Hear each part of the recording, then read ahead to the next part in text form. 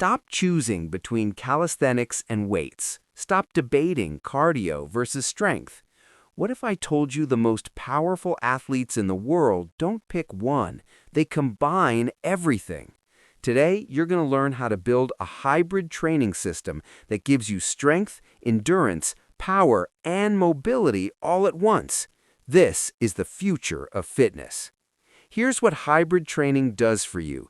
It eliminates weaknesses. Pure calisthenics athletes struggle with maximum strength. Pure weightlifters lack mobility and endurance. Runners can't do a pull-up. But when you combine modalities strategically, you become a complete athlete, strong, fast, mobile, and resilient. In the next few minutes, you'll learn exactly how to structure a hybrid training program, which modalities work best together, how to schedule your training to avoid burnout, and the science behind why this approach is dominating fitness in 2026. By the end, you'll have a complete framework you can implement immediately. What is hybrid training? Hybrid training means strategically combining different training modalities to build comprehensive fitness.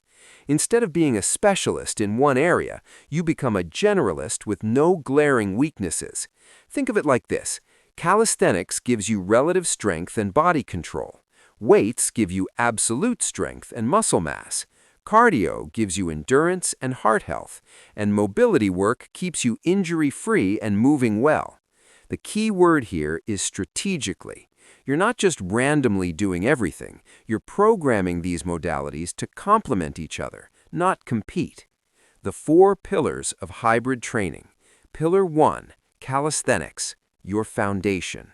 Calisthenics is your base. It teaches you to control your body in space, builds functional strength, and requires zero equipment. This is your non-negotiable foundation. Key exercises: push-ups, all variations, pull-ups and rows, dips, squats and lunges, planks and core work. Training protocol: 3 to 4 sessions per week. Focus on progressive overload, harder variations, more reps, or added resistance. Rep ranges 6 to 15 for strength, 15 to 25 for endurance. Leave 1 to 2 reps in the tank. Don't train to failure every set. Why it works? Research shows that applying bodybuilding principles to calisthenics delivers 80 to 90% of muscle-building results. You're training movement patterns, not just muscles. Pillar 2, resistance training, your strength amplifier. Here's where you add weights: barbells, dumbbells, kettlebells, or resistance bands. Weights allow you to progressively overload beyond body weight limitations and target specific muscle groups with precision. Key exercises: deadlifts, builds posterior chain strength; overhead press, shoulder strength and stability; weighted squats, leg development; farmer's carries, grip and core strength; kettlebell swings, explosive power. Training protocol: 2 to 3 sessions per week. Focus on compound movements. Rep ranges 3 to 6 for maximum strength, 8 to 12 for hypertrophy. Leave 1 to 2 reps in the tank. Don't train to failure every set. Why it works? Weights provide external load that calisthenics can't match. A 200-pound deadlift builds strength that translates to everything else you do. Pillar 3, cardiovascular training, your engine. Cardio isn't just running on a treadmill for an hour. Smart cardio builds your aerobic base, improves recovery between sets, and torches fat while preserving muscle. 3 types you need. A. Low-intensity steady state, 30 to 45 minutes at conversational pace, walking, cycling, swimming, or rowing, 2 to 3 times per week. Builds aerobic base and aids recovery. B. High-intensity interval training, 20 to 30 seconds max effort, 60 to 90 seconds rest, 8 to 12 rounds. Burpees, bike sprints, rowing intervals, 1 to 2 times per week. Improves VO2 max and metabolic conditioning.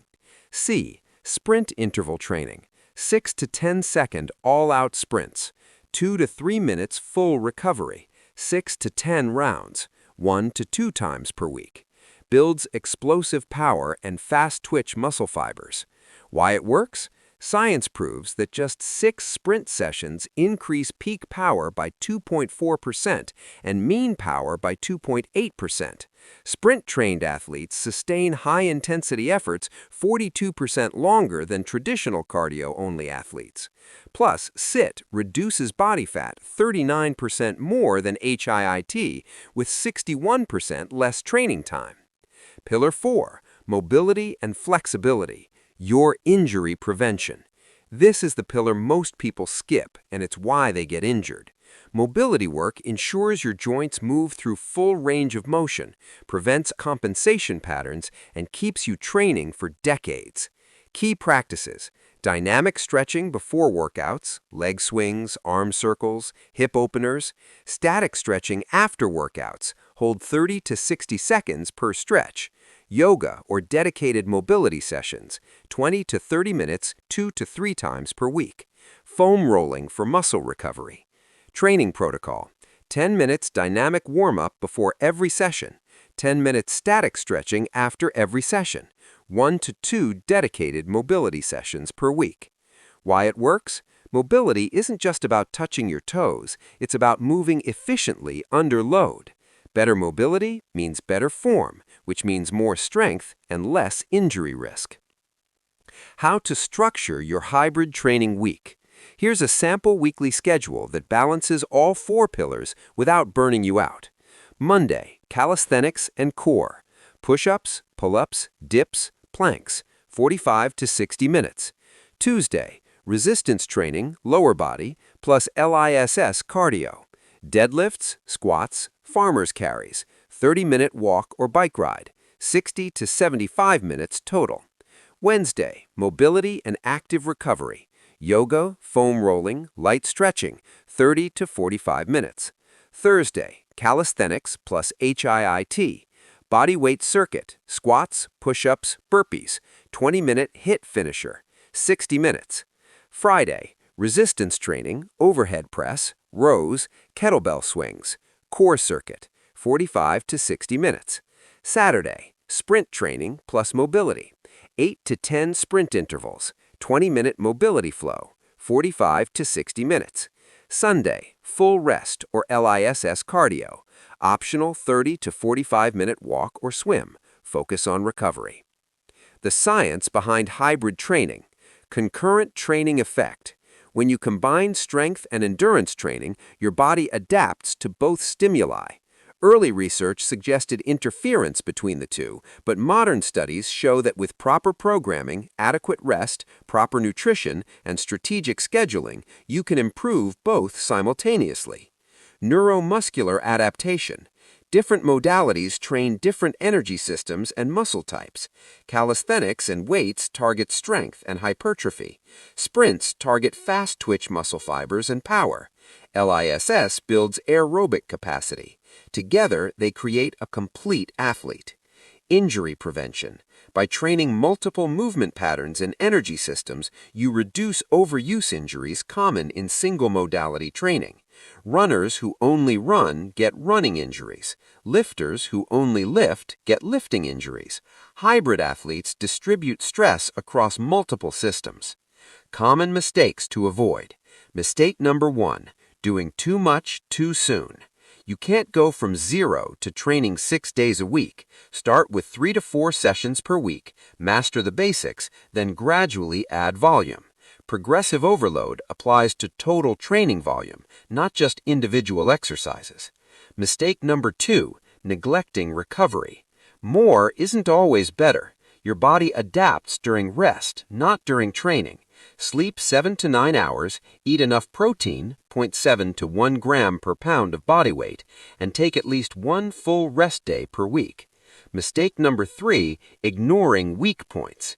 If your mobility sucks, don't skip it. If your cardio is terrible, don't avoid it. Hybrid training exposes weaknesses. That's the point. Address them systematically. Mistake number 4, poor exercise sequencing. Don't do heavy deadlifts before sprint training. You'll be too fatigued to sprint effectively. Don't do HIIT before strength training. Your performance will suffer. Schedule high-skill, high-intensity work first in your session when you're fresh. Nutrition for hybrid athletes. Hybrid training demands more from your body, so your nutrition needs to support multiple goals. Protein, 0.8 to 1 gram per pound of body weight, supports muscle recovery and growth. Carbs, 2 to 3 grams per pound of body weight on training days, fuels high-intensity work. Fats, 0.3 to 0.5 grams per pound of body weight, supports hormone production. Hydration, half your body weight in ounces of water daily, more on training days. Timing matters. Pre-workout, carbs plus moderate protein, 1 to 2 hours before. Post-workout, protein plus carbs within 60 minutes. Throughout the day, balanced meals every 3 to 4 hours. So here's your challenge. Pick 2 modalities from today's video that you're currently not doing. If you only lift weights, add calisthenics and